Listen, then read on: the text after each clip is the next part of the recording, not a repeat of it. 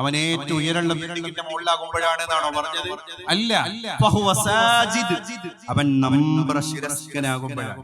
അപ്പൊ നമ്മളെപ്പോഴും നമിച്ചു എന്ന് പറഞ്ഞാൽ ഞാൻ കുമ്പിട്ടു എന്നാണ്, ഞാനൊന്ന് വളഞ്ഞു. നമ്രം എന്ന് പറഞ്ഞാൽ കുമ്പിട്ടത്, നമ്രശിരസ്കൻ, കുമ്പിട്ട തലയുള്ളവൻ. നമ്മൾ നമ്രശിരസ്കനാണ്. സാജിദ്, പണ്ട് ONV കുറിപ്പ് പറഞ്ഞില്ലേ, നമ്രശീർഷരായി മുന്നിൽ നിൽപ്പൂ കമ്പ്ര നക്ഷത്ര കന്യകൾ, അല്ലേ? നക്ഷത്ര കന്യകൾ പോലും നമ്രശീർഷരായി മുന്നിൽ നിൽക്കുന്നുണ്ട്.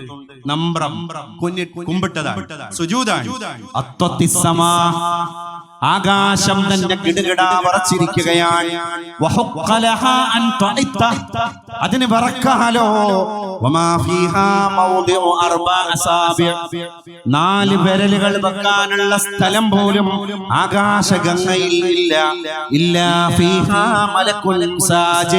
അവിടെയൊക്കെ ഓരോ സുജൂദ് ചെയ്യുന്ന മലക്ക് ഉണ്ടായിട്ടല്ലാതെ ആകാശത്തിന്റെ മുഴുവൻ സ്ഥലങ്ങളിലും 4 വിരൽ വെക്കാൻ പോലും സ്ഥലമില്ലാത്ത അത്ര വിധത്തിൽ അള്ളാഹുവിന്റെ മാലാഖമാര് സുജൂദ് കൊണ്ട് നിറഞ്ഞു പെരുകിയിരിക്കുകയാണ്.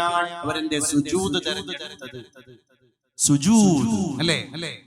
അതുകൊണ്ട് നമ്മളെ സുജൂദ് നമുക്കുള്ള ഭയങ്കര ഒരു ശക്തിയാണ്. സുജൂദ്, ആ സുജൂദ് നമ്മൾ പറയുന്ന ഒറ്റ മന്ത്രത്തിന്റെ അർത്ഥം മനസ്സിലാക്കിയ പോലെ സുജൂദിന്റെ പൊസിഷനും അതിൽ നമ്മൾ ചെയ്യുന്ന ആ പ്രവൃത്തിയും എന്നുള്ളതിന്റെ ഒക്കെ അപ്പുറത്ത് അതിൽ പറയുന്ന വാക്കെന്താ?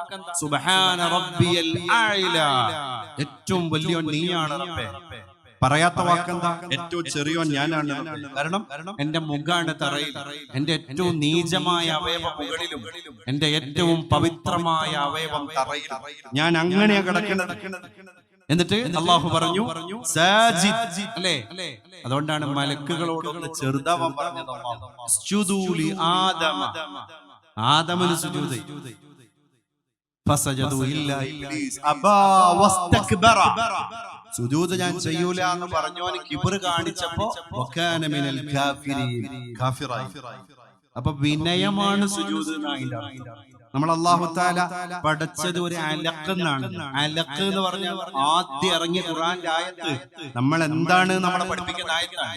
ഇഖ്റ, നീ വായിക്ക് മനുഷ്യ, ബിസ്മി റബ്ബിക്കല്ലദീ ഖലഖ്, പടച്ച തമ്പുരാന്റെ നാമത്തിൽ, നിന്നെ സൃഷ്ടിച്ച ക്രിയേറ്റർ ആകുന്ന റബ്ബിന്റെ നാമത്തിൽ. അതുകൊണ്ടാണ് നമ്മൾ പച്ച മലയാളത്തിൽ പടച്ചോ എന്ന് പറയുന്നത്. എല്ലാ മതക്കാരും പടച്ചോ എന്ന് പറയും. എന്താ? പടച്ച ആള് എന്നാണ്. നമ്മളെ നമ്മളെ മഖ്ലൂഖാണ്, അല്ലേ? അടുത്ത ആയത്ത് ഏതാണ്?